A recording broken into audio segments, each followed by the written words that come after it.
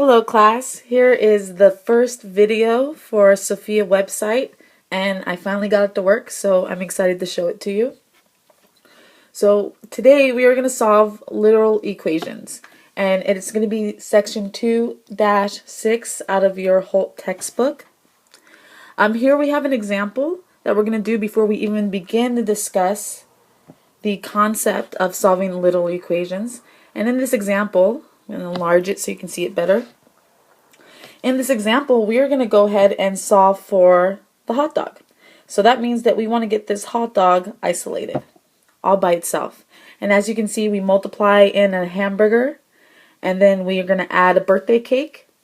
And that's going to equal this picture that I'm going to call watermelon. Not exactly sure, but I think it's watermelon.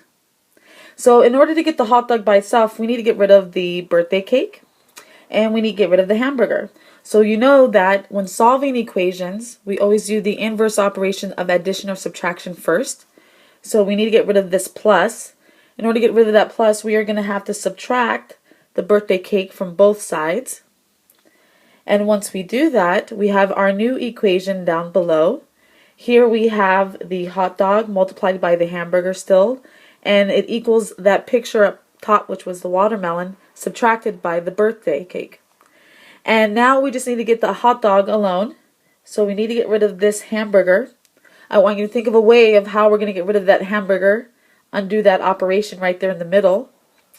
And bring it back to class. Discuss it in your groups. And I will talk about it with you on Thursday when I return.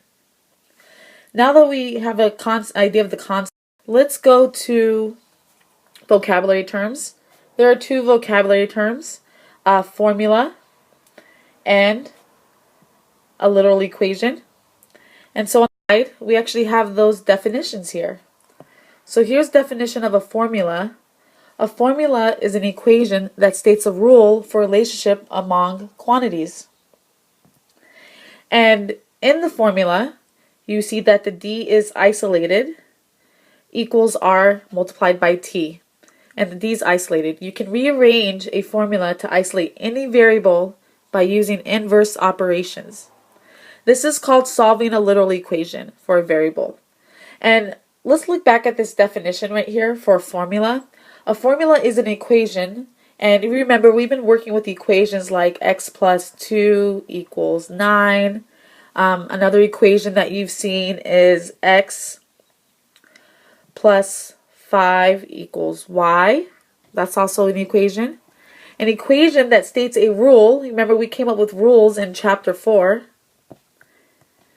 A rule for relationship among quantities, and quantities can be variables or it could be numbers. So remember the V for variables, or it could be numbers, which we also call constants, C for constants.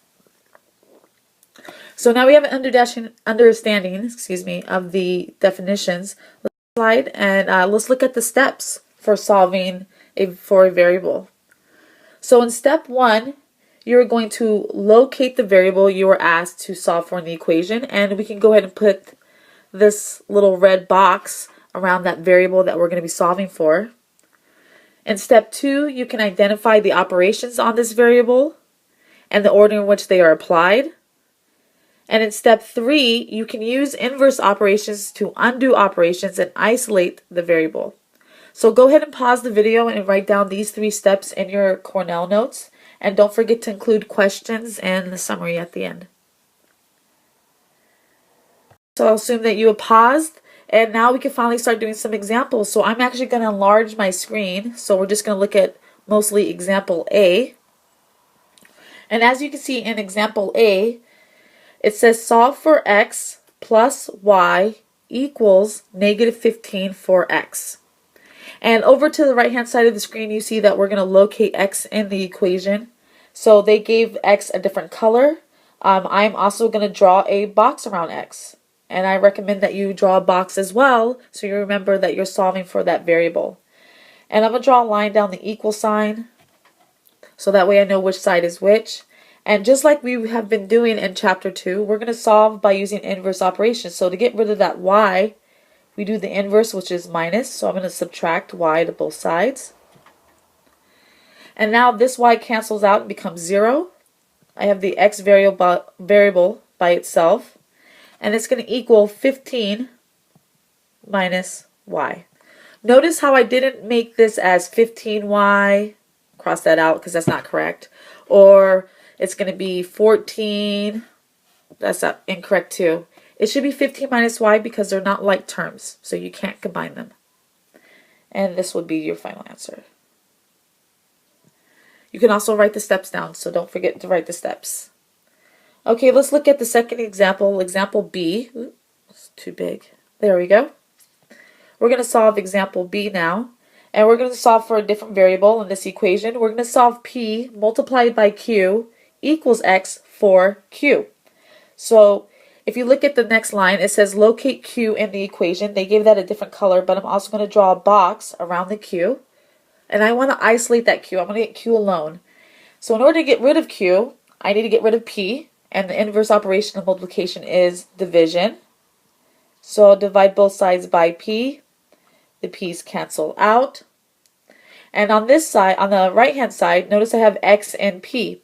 I can't combine them. They're different variables. They're not like terms. So my final answer will be the Q equals X divided by P.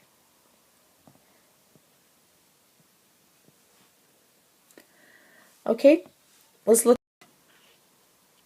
Here we're going to solve for T in example C. I'm going to enlarge that for you.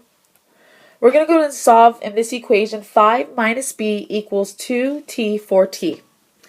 If you notice that we gave t a different color, but you can also put a box around t, because that is the variable that we're trying to isolate. That's the variable we're solving for. In order to get rid of the 2, we need to use the inverse operation of multiplication. So we're going to divide both sides by 2. This 2 on the right hand side, 2 over 2 reduces 2. If you said 1, you got it, good job. And you just have 2, or excuse me, t, which is going to equal 5 minus b divided by 2. And that's our final answer for that problem. Okay, here's one last example before we actually apply the concept. It is example D. We are going to solve D equals M divided by V for V. And this problem is actually pretty challenging because the variable you're going to solve for is in the denominator. So it's going to give us more steps than just one to solve for this variable. I go ahead and enlarge our screen. There you go. And notice that they gave the V a different color, but I am going to draw a box around it. So I want to isolate that V, and I'm actually going to have to move that box this time because V is in the denominator. I can't do anything with that M. So in order for me to get rid and get the V by itself, I need to multiply both sides by V. When I do that, these two V's on the right hand side cancel out and reduce to 1, and then I just get M equals V multiplied by D. Notice I didn't put anything in between the V and D because they're being multiplied to each other. And remember, what I'm trying to isolate is still just this V. Let's do a different color too. We're still trying to isolate that V. So I'm going to divide both sides by D to get rid of the D's and get the V by itself. This reduces to 1. And V is going to equal M divided by D. Notice the V is isolated just like we wanted, and we have solved for that variable. So this is a little bit simpler than what we've been doing because you don't have to combine like terms because all terms are unlike. All you have to do is use inverse operations to move different variables to different sides. So now that we've learned the concept, and we've done examples, we're going to apply the concept to a problem that you're going to do when you move on to geometry next year. This is called Euler's formula. It's a mathematician that came up with this theorem where he says that vertices subtracted by the edges plus the faces is going to equal 2 for any polyhedron. So at the bottom of your screen, notice I have a picture of two shapes. The first shape is a cube, and it's a simple polyhedron.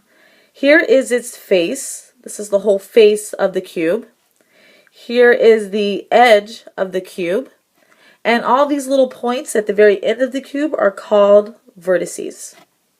And over on this side, you see this is a more complex polyhedron. So he's saying that if you take the vertex and you subtract the edges, then you add in the faces, your answer will always equal 2. It's pretty amazing, and it's amazing that he came up with that, and he was able to prove it for every single polyhedron. So we're going to actually solve for f, the faces, in this equation for this problem. I'm going to go ahead and have to have v minus e plus f equals 2. And we're going to have to get rid of two things, right? We want to get the f alone. So we are going to have to get rid of the v and the e. So I'm going to minus v to both sides. And I'm going to add e to both sides. So my final equation should be f equals 2 minus v plus e. And notice that the f is now isolated and solved for. And now in number 2, we're going to see how many faces does a polyhedron have if it has 8 vertices and only 12 edges. And we're going to be able to plug those two known values into our equation right here for our unknown values. So f is going to be equal 2 minus the vertices, and vertices in this case is 8, plus the edges. In this case, the edges are going to be 12. So here we have a simple expression that we can evaluate using our order of operations. So first we need to do 2 minus 8. So 2 minus 8 is negative 6. Excuse that little mark right there. Negative 6. And then we're going to add the 12 in. And negative 6 plus 12, different signs. So we subtract and keep the sign of the bigger number. And f is going to equal positive 6, which is great. Because that tells us that if we have a polyhedron with 8 vertices and 12 edges, then we will have 6 faces. I hope this video went well for you. If you are struggling with the concept, replay the video and rewatch it. Try to do notes from the textbook as well as another resource that you can use at home. I won't be at school tomorrow, so you can talk and discuss this concept in your groups. And when I return on Thursday, we will discuss this concept further. Okay? Thank you.